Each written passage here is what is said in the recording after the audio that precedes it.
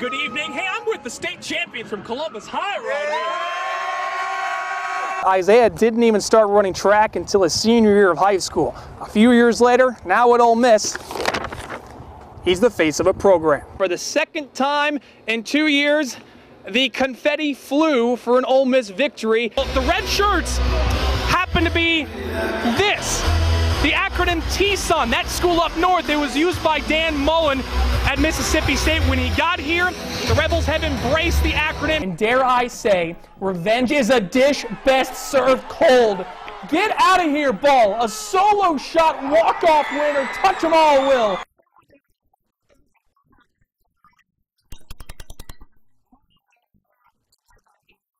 Calhoun City, East Webster going at it, and then Class 1A, Coffeyville, and also Nanawaya. All 7 of our area teams playing for the right to get into the state championship game.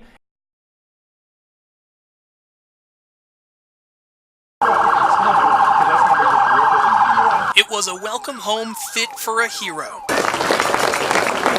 That's what Louisville native and Winston Academy 8th grader Dev Jaiswal has become for the state of Mississippi. This week, Dev stole the hearts of everyone, not just here in the Magnolia State, but in the entire United States, with his charm and poise at the Scripps National Spelling Bee. Not the stone. Correct. Thank you.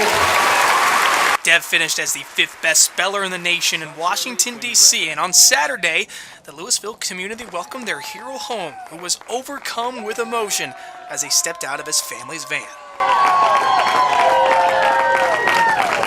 This has been the best experience of my entire life. Thank you for all the support. This is the biggest trophy I could ever receive. The welcome home to Louisville also included a warm embrace with his father, Upendra, whom Dev had not seen in a week. I'm very proud of this kid. He's a gift from the God that I want to say thank you. And that wasn't all. The surprises continued as Mississippi State baseball coach Zach Dillon presented Dev with a game-worn jersey and a baseball signed by John Cohen. Dev's an unbelievable representative of the state of Mississippi, his town, our community, and we're just excited to be here for him.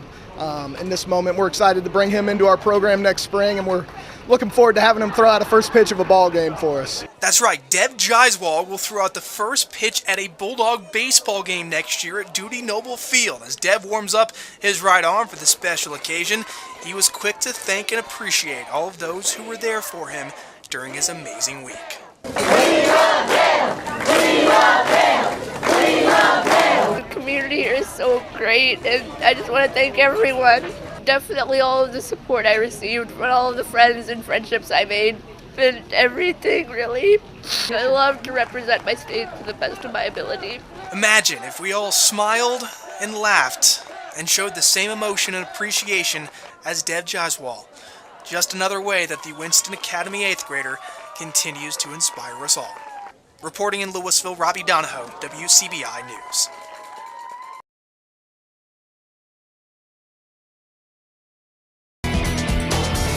Mississippi State has run into a rough patch as of late in baseball. The Diamond Dogs have dropped 9 of their last 14, and similarities have been drawn to that 0-13 Omaha team that hit a tough stretch in SEC play. So could the Bulldogs begin to right the ship? Well, let's see. They had Auburn coming to Starkville, started a 3-game set earlier this evening. Preston Brown, sharp on the hill, striking out Daniel Robert to end the first. Bottom half, though, Cole Lipscomb of Auburn equal to the task. He had 3 strikeouts in that inning. One of those was to Reed Humphreys. No score early. Now, top 2 runner on third, Cody Nolf. Chopper in the infield here gets past third. That would bring home Blake Logan. It's a 1-0 lead for Auburn. Rain really coming down in Starkville. That would not affect Preston Brown, though. He would go the distance, giving up just 7 hits, struck out 7, but he got no run support. This was sort of the tale of the day there. Wes Ray grounding into the 6-4-3 double play. Bulldogs drop game 1, 5-0. Game 2 set for tomorrow at 1 p.m. On to Ole Miss. Dave Van Horn of Arkansas, livid, laying into the umpires. Arkansas tried to clinch the series versus Ole Miss. Not if New Hope's Will Golson had anything to say about it. Bases loaded early, and the fab freshman hitting one into left that would bring home 2. Rebels take a 3-0 lead in Fayetteville. Will just continuing to swing that hot bat leading off as a freshman. then Ole Miss would start going yard. Cam Deshawn, I am the king of the mountain. That is a solo shot to left. Rebels make it 4-1. Then in the 5th, Colby Bortles bringing out the big bat. That one goes bye-bye to right center. Another solo shot. Rebels snap a 4-game skid, winning 5-4. They'll go for the series tomorrow in Fayetteville. Let's go back to Starkville. MSU returned to the practice field as the Bulldogs continue their preparation for their football maroon and white spring game. Dak Prescott and the offense were the spotlight today. It's a scoring machine from last year. Looks to add new pieces to their scoring puzzle on the offensive line, in the receiving core, and in the backfield. But all the talk was with Dak as he talked with us about the spring break incident from a couple weeks ago and the pressures of being a celebrity for the first time. It's life. I mean, there's... Now more from MSU. Ben Howland announced his coaching staff. 3 names. One of them is pretty familiar. George Brooks, now in his 3rd stint at Mississippi State. He was with Rick Stansbury and Rick Ray. Now he stays with Ben Howland, keeps those recruiting pipelines. Corey McCray was very influential in the recruitment of Malik Newman. That could be a big possibility. And Ernie Ziegler coming over from Central Michigan. Let's get to baseball from tonight. The Maroon Bowl on the diamond, and it just so happens both teams wore maroon tonight. Don't get confused. The Boars and the White Caps are taking on East Webster. In the 2nd, Hayden Pate hits a shot to 3rd. Luke Wilson hustling into 3rd. He'd be safe. That would load up the bases. Then Cade Sheridan rocks one to right, but LaMarcus Carradine right on it with the out and keeps the runner at 3rd, so we remain scoreless. 2 outs. Rusty Johnson, big strikeout to end the inning. We remain scoreless going to the bottom of the 2nd. Jalen Embry dropping down the bunt. That would score Corson Gunn. Upora takes the lead, but East Webster would rally late and win 5-4 as they get the best of their rival. They'll play again on Tuesday.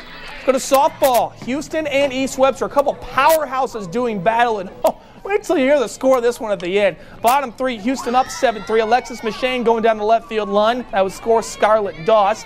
Lady Toppers making an 8-3 game.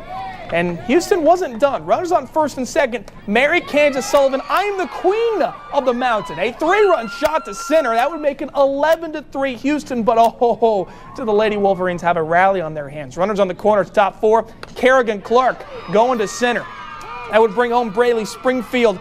East Webster fails to get the 2-point conversion. They lose 20-19. That's a softball score. Unbelievable, but a great win for Houston over East Webster. Another softball from tonight in JUCO action. Northeast visiting ICC. Lady Tigers won Game 1. ICC would win Game 2. Haley Moore scoring on the fielder's choice. And Ariane Henry, by the way, would hit a home run at this next at-bat. ICC wins a thriller 6-5. They would split the doubleheader today from Up and Fulton. All right, thanks, Robbie.